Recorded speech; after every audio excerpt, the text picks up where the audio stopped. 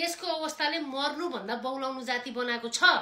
त्यही भएर सबै बौलाहरू बाटोमा उत्रेको छन् बौलाकै पछि लागेर। देशको यत्रो ठुलो अमाउन्ट चाहिँ लोन लिने अनि लथालिङ्ग पार्ने, लोन तिर्न नसक्ने अनि राजनीतिमा आउने, राजनीति गर्ने, मान्छेलाई उचाल्ने।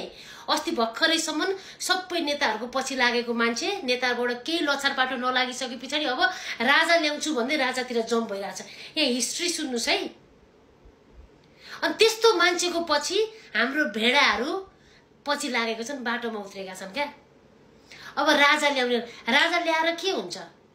सबैले केपी ओलीलाई त बुढोबा घरमा बस अब त मर्नु पर्ने भन्ने। राजा योङ छ, राजामा न एनर्जी छ, न पहिलाको हिस्ट्री उसको राम्रो छ, न केही छ, न एउटा भिजन छ, न के पनि छैन राजामा। तपाईँ राजामा के देख्नु हुँदैछ?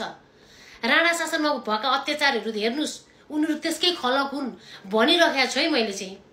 उनीहरू त्यसकै खलक हुन्। हामीलाई राजा रैती कोही पनि चाहिएको छैन। हामीलाई कडा मान्छे, कडा स्वभावको, साँच्चीकै व्यवस्थापन ल्याउन सक्ने, सिस्टम बसाउन सक्ने, बालेन जस्तो कोहीसँग नडराउने कोही मान्छे चाहिएको छ। कुर्सी सबै प्याक छन्, कुन कुर्सी खाली छ र राजालाई ल्याउनु पर्यो? राजा को? अनि राजाको हिस्ट्रीहरू तपाईँ हेर्नुहोस्, उसको प्लान हेर्नुहोस्। दाई मर्यो, दाईको खानदानै मर्यो कि मार्यो? ल ठिकै छ, उसले मारेन अरे, कसले मारे त? साँच्चीकै मार्ने मान्छे म त निस्किसकेको छैन नि त। भनेपछि यु नेभर नो कसले मारेको। दाईलाई मारेर राजा बन्छु भनेको पनि हो भने उसको अहिले ड्रिम्स केम ट्रु भने जस्तै उसको प्लान सक्सेस गरिदिँदैछौँ क्या हामी बाटोमा उत्रेर। अनि हामी भेडा नभएर के हो?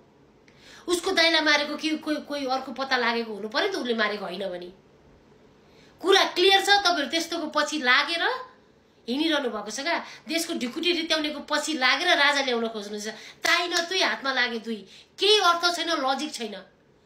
के छ भिजनहरू? के छ राजाको? राजा ल्याएर केही गर्छ, राजा आएपछि राम्रो हुन्छ भन्ने ग्यारेन्टी कसले लिन्छ हौ?